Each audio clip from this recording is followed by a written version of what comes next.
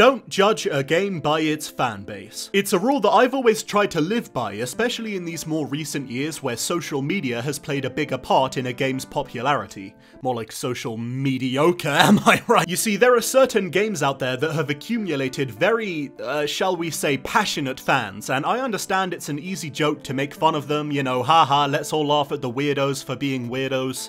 God, I'm original. But there are people who judge these games that they haven't even played by their fan bases, presumably with the argument of, well, something must be wrong with the game because it's attracted all these weird people. A great example of this is Undertale. Hey, look everybody, this guy's about to defend Undertale. I bet he has a papyrus body pillow.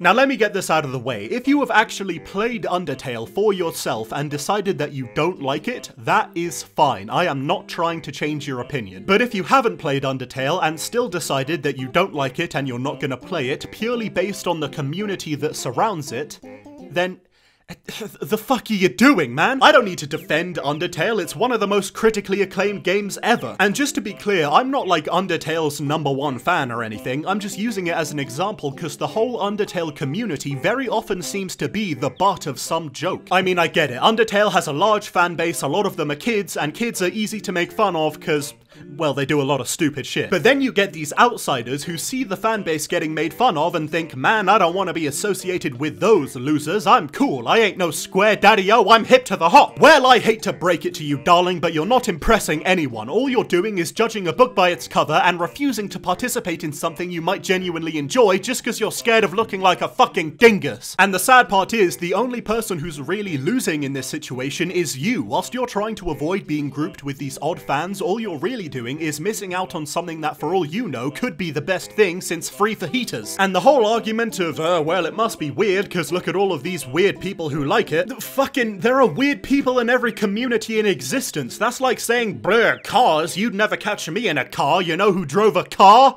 Hitler. I don't know, I guess I just think it's a shame that people are so willing to disregard something that they haven't even tried for themselves so quickly. And you may think this is quite a recent thing, but I think it's been going on for a while. Remember Portal? When that came out, it blew everybody's fucking minds out of their heads and into the nearest blender. People went crazy for it. It was a massive hit with both critics and fans, and it's still considered to be one of the best games of all time. But then everyone thought it would be a great idea to constantly make jokes about companion cubes and turrets and cake that may or may not be of an untruthful nature, and they ran these jokes into the ground, which I think turned some people off. I mean, it wasn't nearly as bad as the Undertale situation, but it's still a shame. Now, even though this rule of mine is flawless and faultless and kind of subjective actually, it does have a few exceptions. I actually do think it's okay to judge a game by its fans if those fans directly get in the way of your enjoyment of the game through the game itself. A good example of this is literally the most popular online game in the world, League of Legends. Now, I'm not saying anything bad about League as a game, but it's no secret that it has a pretty fucking toxic fan base. And usually that wouldn't be a problem, because, you know, that's the whole point. The whole point of the video is the fan base shouldn't be a problem, because,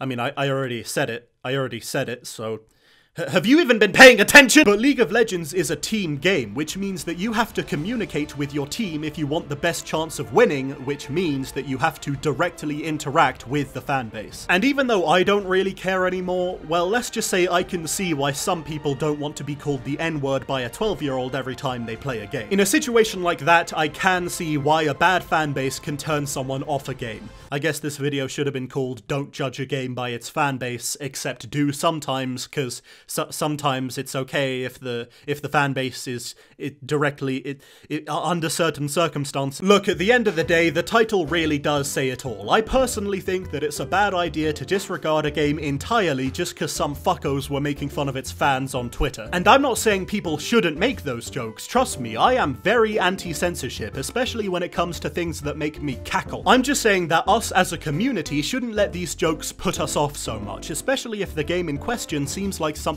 we might like. Just because a game has a shit fan base doesn't mean it's a shit game. Unless we're talking about Minecraft, because that's just fucking stupid. Dedicated wham.